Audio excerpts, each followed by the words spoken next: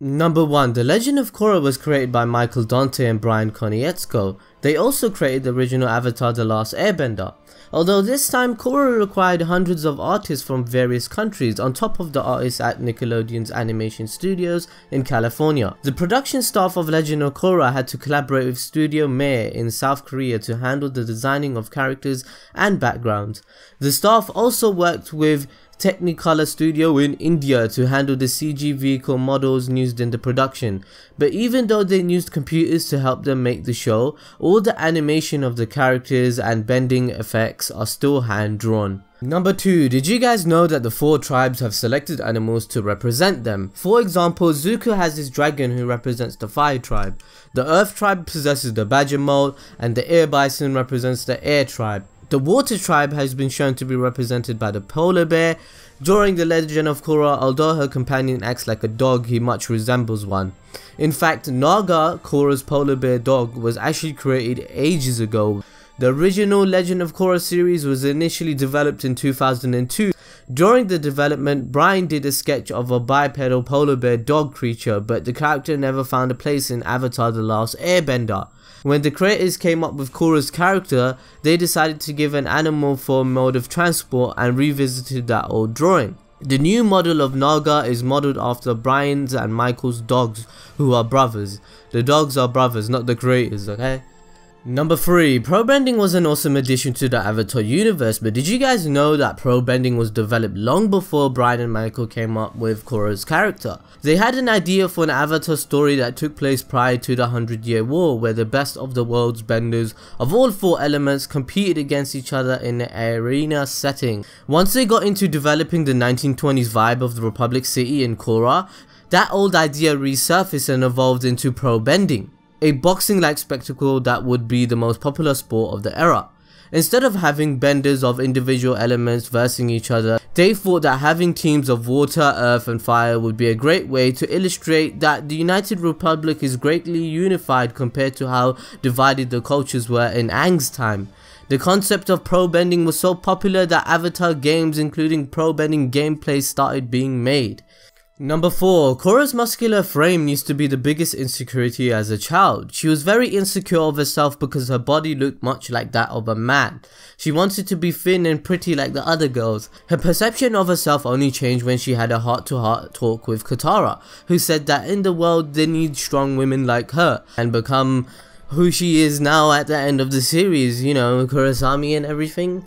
Number 5. Did you guys know that the story which followed the first Avatar 1 was based off mixed theologies of Zoroastrianism, Hinduism and some concept in the Chinese philosophy of yin and yang, where Rava being a representation of light and peace, whilst Vatu being the embodiment of darkness and chaos. Vatu and Rava are said to contain minor elements of each other within themselves from which they can regenerate after being defeated. In addition, each side of the yin and yang symbol bears a small dot of the opposite color, symbolizing how each side bears a part of each other and how one cannot exist without the other.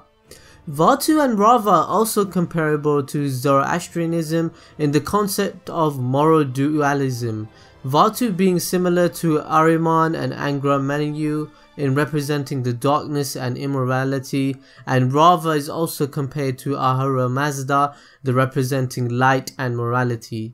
Number 6. There's been many debates on whether or not Korra and Asami are together at the end of the show, but did you guys know Korrasami is actually canon? I know, right? It was confirmed by Brian Konietzko. He wrote an article detailing how it happened. He goes on to write, you can celebrate it, embrace it, accept it, get over it, or whatever you feel that you need to, but there is no denying it, that it is official. Korra and Asami fell in love. Were they friends? Yes, they still are, but they also grew to have romantic feelings for each other. Brian also wrote that this particular decision wasn't only done for us. We did it for all our queer friends, family and colleagues. It's long overdue that our media stops treating non-heterosexual people as non-existent. So there you go, Korrasami is official. Number 7. The main characters of Legend of Korra had some thought to the design and names. Korra's name, for example, took quite a long time to decide. Her name was actually decided after her design, her features and other characteristics.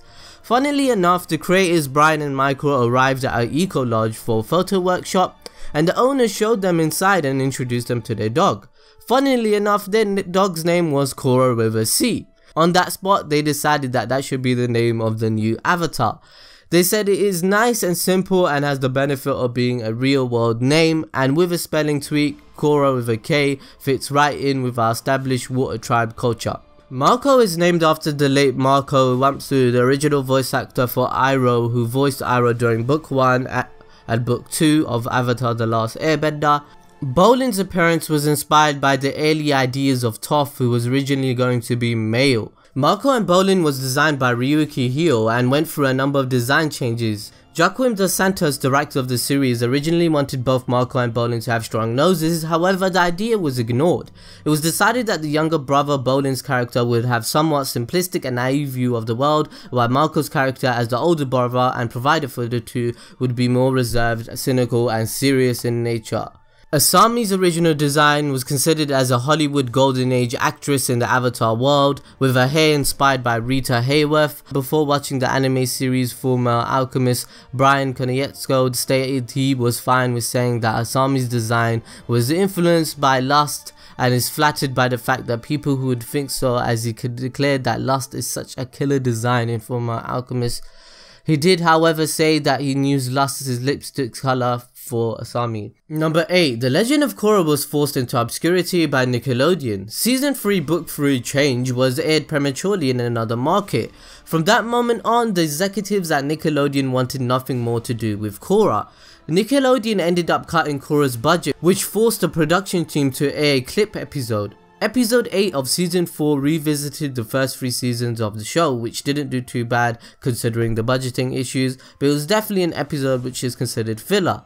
It also caused a lot of problems in finishing off the series and airing the desired amount of episodes. Number 9. In 2013, before the premiere of Book 2 Spirits, Nickelodeon released online free animated short videos titled Republic City Hustle that cover part of lives of Mako and Bolin as street hustlers before the events of the first season. They are written by Tim Hedrick, one of the writers for Book 2 Spirits, and was designed by Yvonne Freeman. If you want the full story of Bolin and Mako's backstory and a little bit more character development, I recommend YouTubing or going on the official website and watching these 3 clips. Last but not least, it has been 489 years since an avatar came from the water tribes. The last avatar to come from the water tribe was Korra, and now 489 years later, Korra has ascended to the position. She's also the avatar who realized her duties at the youngest age. A few bonus things you might want to know: the main antagonists of each book demonstrated mastery over a sub-skill of their respective bending ability. Amon was a blood bender, Unalaq could use spirit bending, Zahir can unlock the ancient ability of flight, and Kuvera was a metal bender. I mean, Korra had some of the hardest opponents. I know people debate, I don't know. But 2. The Legend of Korra is set 70 years after the 100-Year War in the Last Airbender series. Anyway guys, that's the end of the video. I hope you guys learned something that you should know about Legend of Korra. I definitely recommend watching this show. Anyway guys, what do you guys think about Korrasami? Do you like it? Do you want her to wanted Korra to end up with someone else? Or what's your opinion? We pretty much love the show. I watched it. There's a couple of videos of us on it online. And please subscribe, like and share, and write down in the comment section below who's your favorite character. Was Korrasami correct? Let me know. And like our Twitter, Facebook page. Come on man, no one's on that shit bro. And please recommend anything that you want us to do. Pretty much see you guys in the next video.